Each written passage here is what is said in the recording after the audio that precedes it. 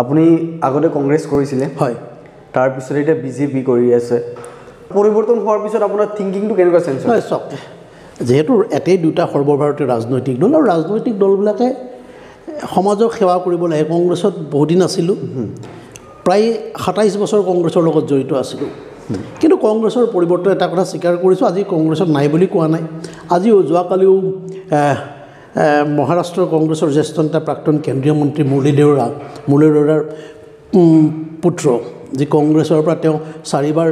বম্বে দক্ষিণ সমষ্টিৰ সাংসদ আছিল তাৰপিছত ৰাজ্যসভাৰ 3বাৰ সদস্য আছিল এক সময়ত কংগ্ৰেছৰ ট্ৰেজাৰ মুৰলী দেওৰাৰ পুত্ৰ মিলন দেওৰাই কালি কংগ্ৰেছ ত্যাগ কৰিছে এই কংগ্ৰেছৰ আগৰ কংগ্ৰেছ আৰু যোৱা 5-6 বছৰ 7 বছৰৰ ভিতৰত কংগ্ৰেছৰ মানে যথেষ্ট পৰিৱৰ্তন হৈছে কংগ্ৰেছৰ পৰা মানুহ যিমান গৈছে কংগ্ৰেছ এৰা মানুহে আৰু কংগ্ৰেছে কৈছে কি এৰাৰ লগে লগে তেওঁ গ'লে আমাৰ ক্ষতি নহয় তেওঁ কিবা স্বাৰ্থত গুচি গৈছে বুলি এৰে লগে লগে কৈ দিয়ে এতিয়া জ্যোতিৰাদিত্য সিন্ধিয়াই যেতিয়া কংগ্ৰেছ এৰিছিল তেতিয়া কংগ্ৰেছ নেতৃত্বই কৈছিল তেখেতসকলে ৰাণী লক্ষ্মীবাইক বিৰোধিতা কৰিছিল কেতিয়া ক'লে কথাটো যেতিয়া তেওঁ কংগ্ৰেছ এৰিলে জ্যোতিৰাদিত্য সিন্ধিয়াৰ ককাক মাধৱৰাও সিন্ধিয়াৰ পিতৃ মই নামটো পাহৰিলোঁ তেওঁ 57 চনতে কংগ্ৰেছৰ MP আছিল বোধহয় 52 চনত তাৰপিছত মাধৱৰাও সিন্ধিয়া কংগ্ৰেছৰ বহুবাৰ মন্ত্ৰী হ'ল MLA MP হ'ল জ্যোতিৰাদিত্য সিন্ধিয়াও কংগ্ৰেছৰ MP হ'ল কংগ্ৰেছৰ ৱৰ্কিং কমিটিৰ মেম্বাৰ হ'ল কিন্তু কেতিয়া তেখেতসকলে যে তেওঁলোকৰ পৰিয়ালে বা তেখেতসকলৰ গ্ৰেণ্ডফাদাৰে তেওঁলোকে ককাকে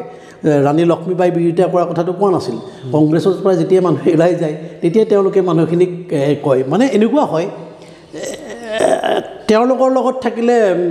সব বাল্মীকি হয় আৰু তেওঁলোকৰ লগ হৈ গ'লে মানুহবিলাক সবকে ৰত্নাকৰ বুলি ক'ব বিচাৰে কিন্তু দুটা পাৰ্টিৰ মাজত পাৰ্থক্য আছে কংগ্ৰেছ আজি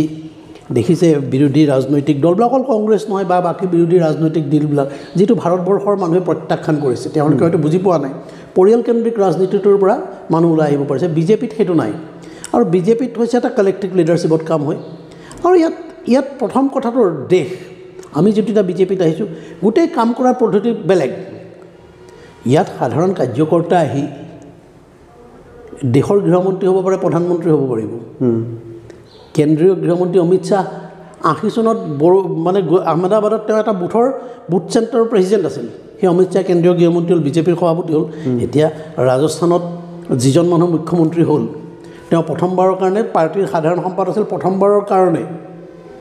বিধায়ক হৈ আহিছিল বিধায়িনী দলৰ বৈঠকখন তেওঁ আহ্বান কৰিছিল কিন্তু তেওঁ সেই মুহূৰ্তলৈ গম পায় নাপায় তেওঁক যে মানে কেন্দ্ৰীয় নেতৃত্বই মুখ্যমন্ত্ৰী পাতিব ৰাজস্থানৰ নিচিনা মধ্যপ্ৰদেশৰ নিচিনা জেগাত সাধাৰণ কাৰ্যকৰ্তাক আহি বিজেপিত